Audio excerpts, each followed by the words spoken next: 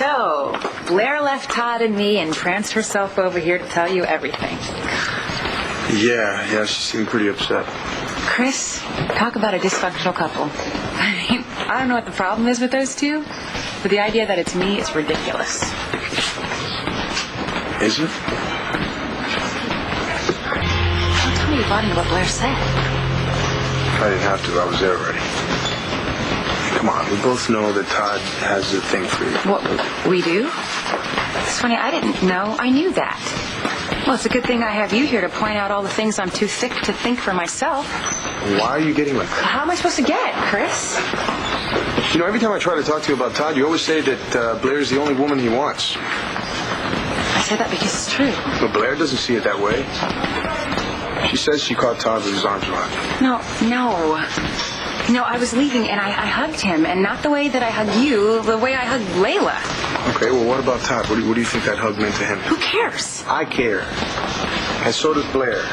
Oh, one conversation and now you two are a team? No, we're not a team, but you know what? It's good to know that somebody thinks the same thing that I think. But Todd has his sights set on you. So what do you want me to do? What, never see him again? Works for me. You don't get to tell me who I can see. Nobody gets to do that. It's not what I was doing. And I'm sorry if it sounded like it was, but come on, I would never try to run your life. It's just Manny. The guy's a user. He wouldn't use me. Oh, kidding me, right? What about when he escaped prison and made you help him hide out? You ended up in a jail cell. For one night, and he didn't make me do anything. You could have lost everything, Evangeline. Your license to practice law, your reputation. No. He could have lost everything. He was the innocent man on death row. He's using you to make Blair jealous. I see it, and so does she. Chris, they play all kinds of stupid games to hurt each other, but that doesn't have anything to do with him and me. He's my friend. Look, I worked my butt off to make sure that he wasn't executed, and he worked just as hard to help me to get my sight back. You know, those are the kinds of extreme experiences that make people close. So I'm supposed to just keep my mouth shut? No, you're right about one thing. I did fall in love with someone when I was representing Todd. And I fell in love with you. And that means everything to me. You know, it changed my life. It changed mine, too. It's just that every time I see the two of you together, he gives me this little smirk that makes me want to put my fist to his face. I'm telling you, he wants you, and he thinks he's going to get you. Even if he does think that, which he doesn't, I love you. You'll find a way to get to you. I see it, and Blair sees it. And if you weren't so stubborn, you'd see it too and do something about it. I'm being realistic here. I've known Manning a lot longer than you have.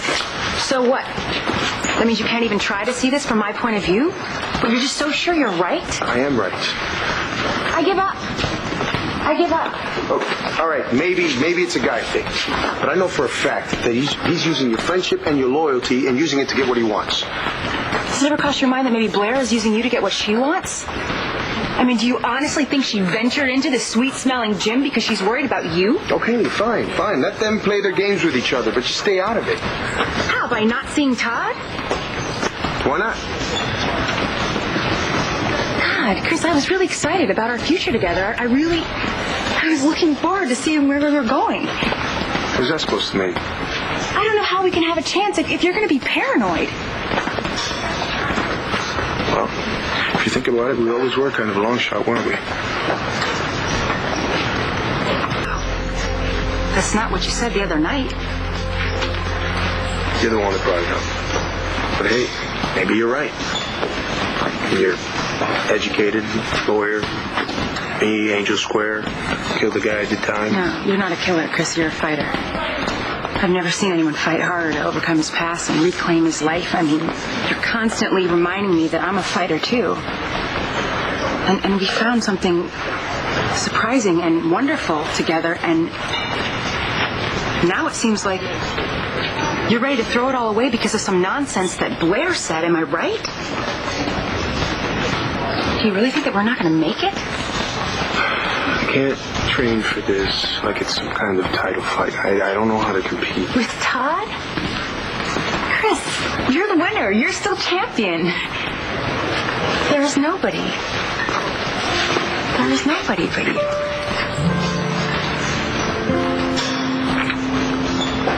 Do you believe me?